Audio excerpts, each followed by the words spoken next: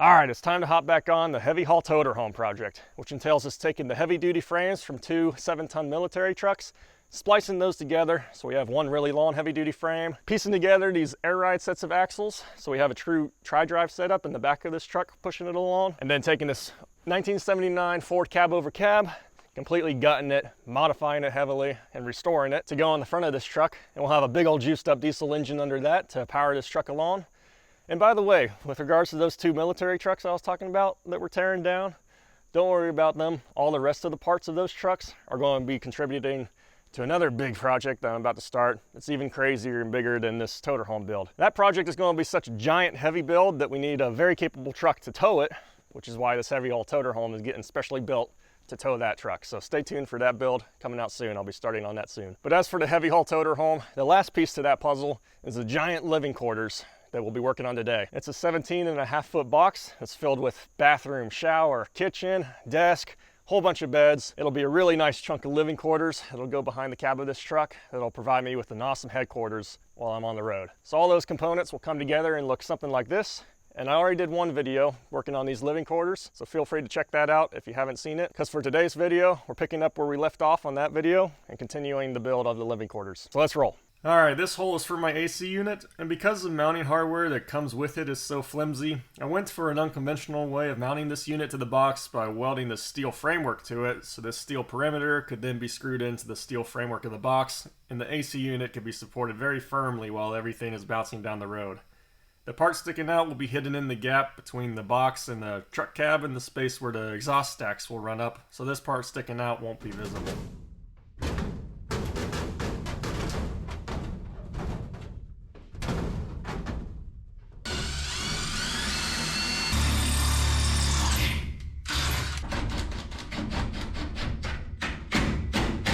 I'm holding the plywood down with these long screws. They reach all the way through the 2 layers of foam and screw into the steel floor underneath.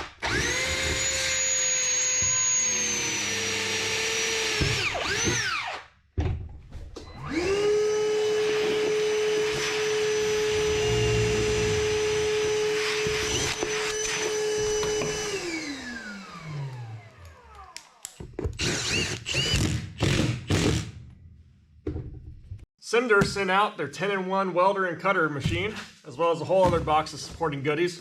So let's see what we got here. Alright, there's a lot of stuff here because apparently this machine can do a lot. We have MIG welding, pulse MIG welding, TIG welding, plasma cutting even. I'm stoked about that. That's pretty cool to have a welder that can also do plasma cutting, and apparently it can cut up to 3/4 inch, so that's pretty impressive. We also can do stick welding. Spool gun will be able to easily pulse MIG weld aluminum. They even sent me a foot pedal for TIG welding, which a foot pedal makes TIG welding so much better. Loads of consumables.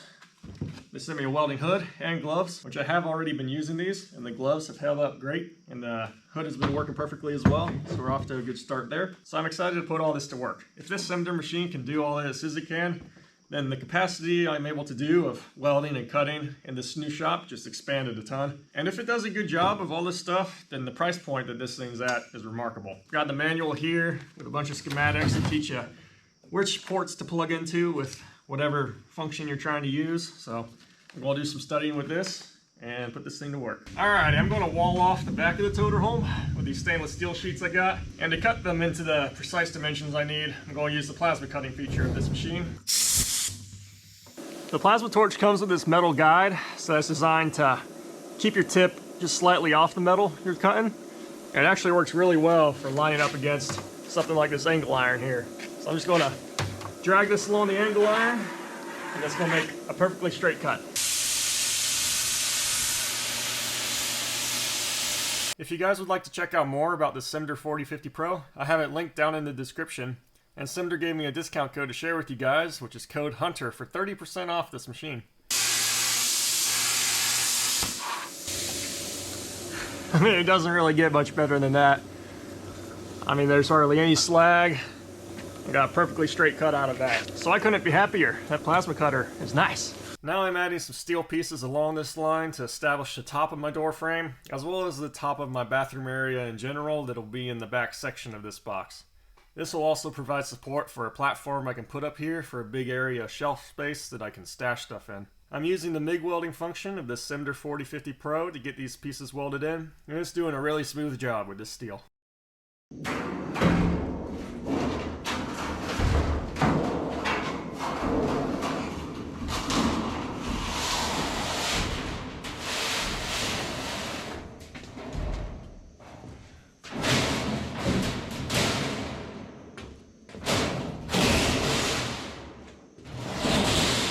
I put this real thin sheet of 20 gauge steel up there to make that shelf, and it gets supported from the tube structure and screwed into there everywhere except these ends, which I'm welding in with all these little tacks along this edge. In the rest of the area that this sheet contacts the steel tubing, I put a thick layer of this real pasty caulking to isolate the steel sheet from touching the steel tubing so that it wouldn't be a source of vibration noise.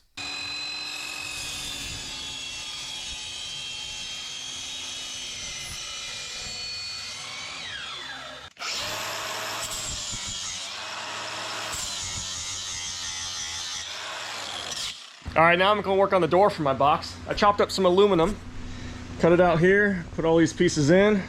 The corners meet at a 45, and I took a grinder and chamfered those edges so the weld will penetrate in there. Now, when I was building the whole steel tube structure for this back wall, I did my best keeping it all flat and square. So then I could go make my aluminum door on a flat table or something, make it as square and flat as I could. And then I could mate them up, and they would still probably not line up perfectly. So that's why I have my aluminum pieces screwed in, spaced with some screws all the way around, so it's held solid right in the door frame, right where it needs to be, nice and perfectly flush. So now I can just weld it in place like this, and it'll be the perfect shape to seal flat against some weather stripping all around the door and work really well. The cinder machine's been hanging out here. I have the spool gun hooked up to it now with a spool of aluminum in there, so I'm going to use that on the pulse MIG function to weld up this door. I did a few test passes with this spool gun, and it does behave a little differently than other aluminum MIG welders I've experienced in the past. But if I really jog around this gun, I'm able to massage a nice puddle of aluminum and make some nice beads for a nice, strong, good-looking weld.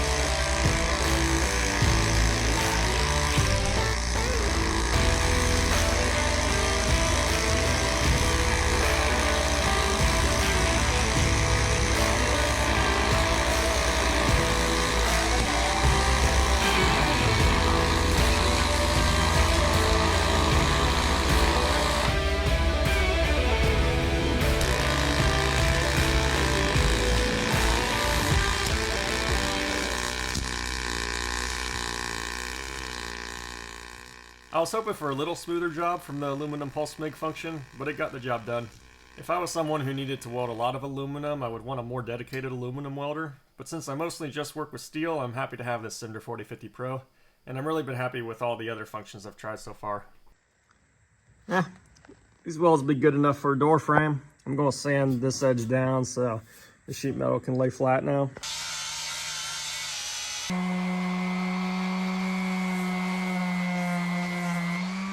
Alright, I'm starting to get some of the stainless steel fitted up and pre-drilled with all these screw holes before I pull it back off and add some sealant there. But to be honest with you guys, this project of just building out these living quarters, I find it a little bit boring. But in the first video, I had my dad here working on this with me. It was way more fun when he was here.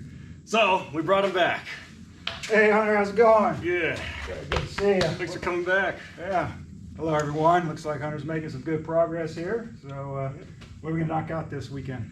Definitely have a few projects I need an extra hand on, so it'll be great to have you here for that stuff. All right. Sounds good. Yeah, hopefully we can knock those two-person jobs out, and then I'll just leave you with some finishing touches. So Sounds looking good. forward to getting to work. Up here at the top, we went ahead and added these 3/4 inch foam pieces, because that way the foam board can be up against the steel. But then at the end, it's also supported there, so it doesn't want to bend in like that. So here's another new piece of foam going in.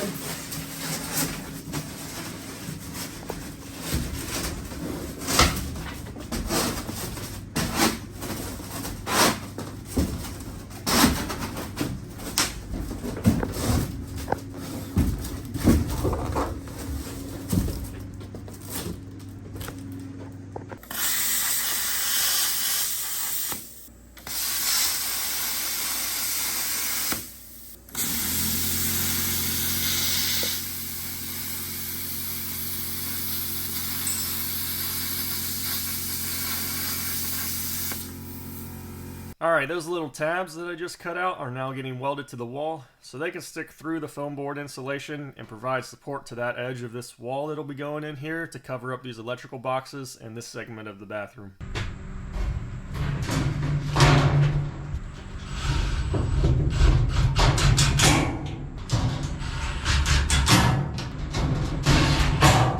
Alright, here's one of the walls to my shower. It's made out of stainless steel sheets, and I was wondering which side of this square tube I should mount the sheet to, because I need it on this side down low for that to be the dimension of the shower pan I have.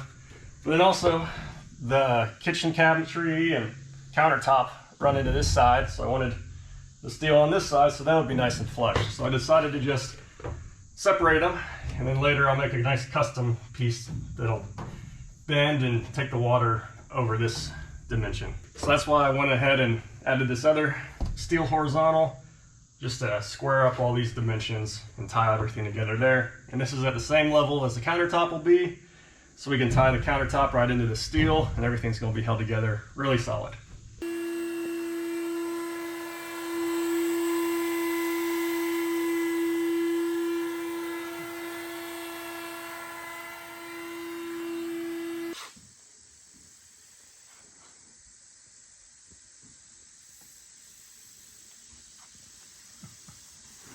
Having fun staining. So this butcher block was untreated, unsealed, came fully wrapped in plastic. So once you take the plastic off, it's susceptible to moisture, so you need to get a sealant on it within 48 hours so it doesn't start retaining that moisture and changing color. So first thing we did was we stained the top, let it dry, flipped it over, put a sealant of polyurethane on the underside, flipped it back over, put a coat of polyurethane on the top, and I just sanded it with 220, and now we're getting ready to put the second coat on here, so hopefully it starts laying up nice.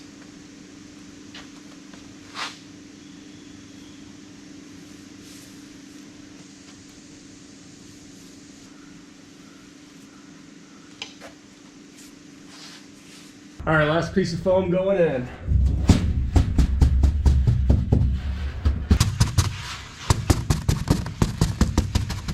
Alright, my dad finished the rest of the electrical wiring.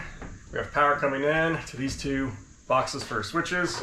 They don't make 2 gain of these little plastic low profile boxes, so we did one on top of another, and that should work out fine. So one switch will power the roof lights of the box, the other switch will power lights in the bathroom. So power comes into that one, comes back up the ceiling to this junction box there, so we can tie into that to power the roof lights later. Here you can see some tabs I welded in earlier. We're going to have an aluminum skin wall right here as well, so this will give us something to screw this edge of the wall into. And then as you can see, my dad finished the rest of the foam board, taped it up all nice. So now it's time to work on just skinning this all with the aluminum. Yep, he did a pretty good job, nice and tight. Alright, aluminum going in. This is the same stuff we already skinned the roof with. It's nice and thin and lightweight, but also it's coated with a white coating already, so it's presentable. I don't have to worry about painting the interior of this box. And it's aluminum, it should be durable for decades to come. So, made some nice precise cuts. This will fit up right here.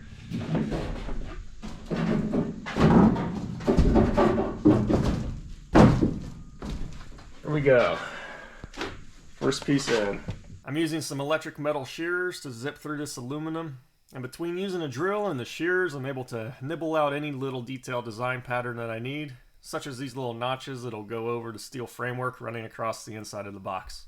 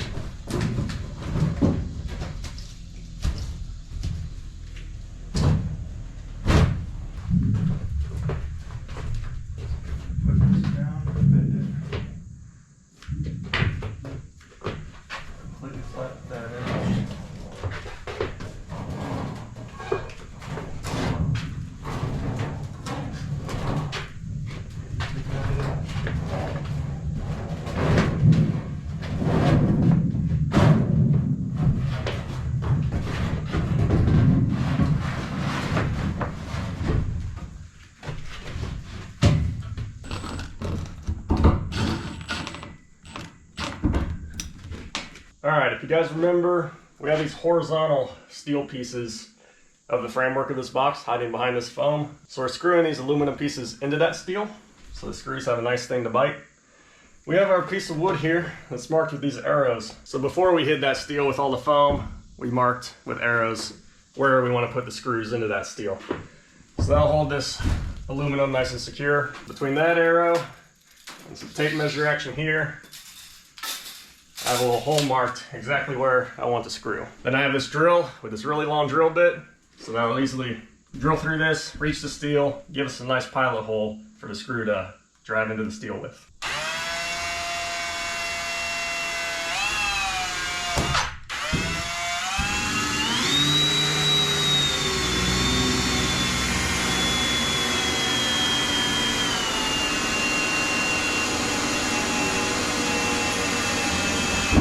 And I follow it up with this bigger drill bit for the screw.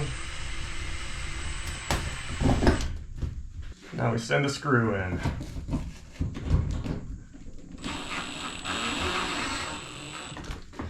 And that's the process.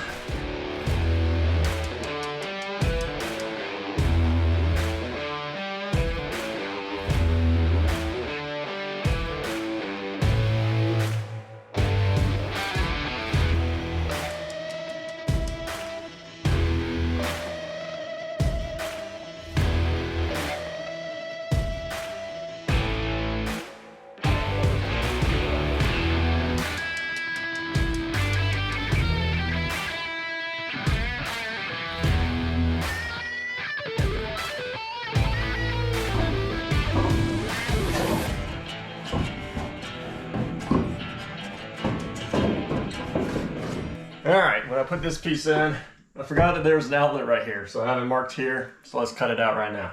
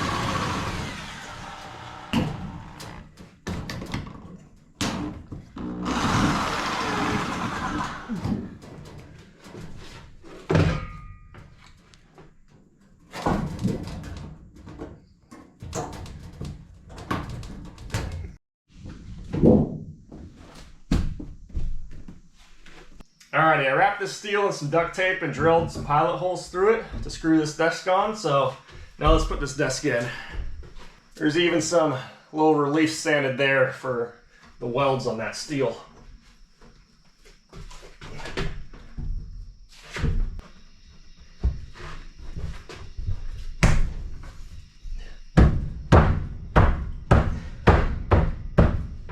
Definitely a perfectly snug fit, so let's screw it in.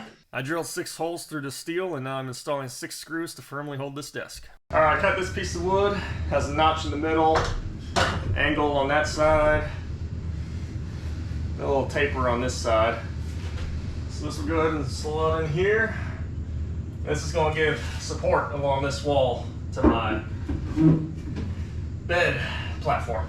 Using this long drill bit, I'm able to go through the wood and the 2 inches of foam so I can reach the steel framework of the box and drill a pilot hole for the screw to grab. I'm installing these screws at an angle because I feel like that might give them a little more strength to hold up this piece of wood versus them just being screwed in perpendicularly.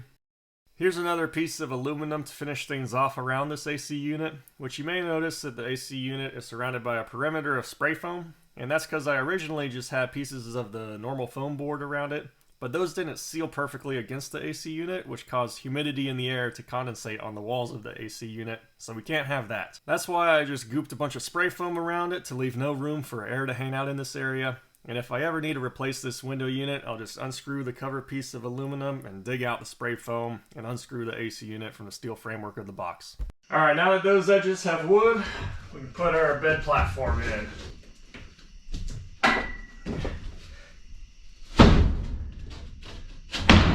And now we can put some screws in it, and that'll be a nice solid platform. All right, here's the roof of the box. I cut this aluminum with a little bit of an overhang, and now I'm able to just use my hands.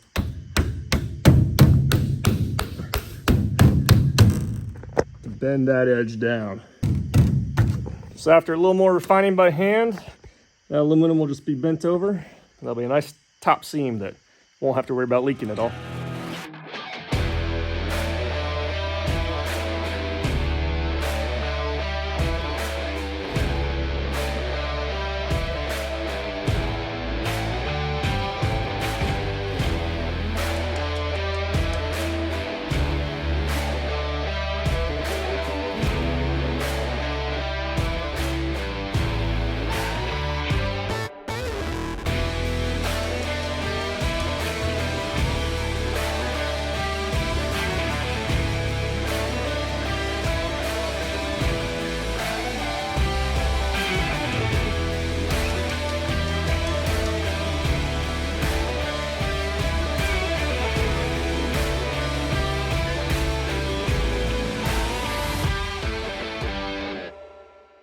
All right, these panels are on for good, including these aluminum mangles tying in the edge there. Also, as you can see, you got some holes here and here, and those are going to be for ventilation fans. Now, I was planning on having my door done for this video, but at the last minute, I decided that I wanted to put a window in the door.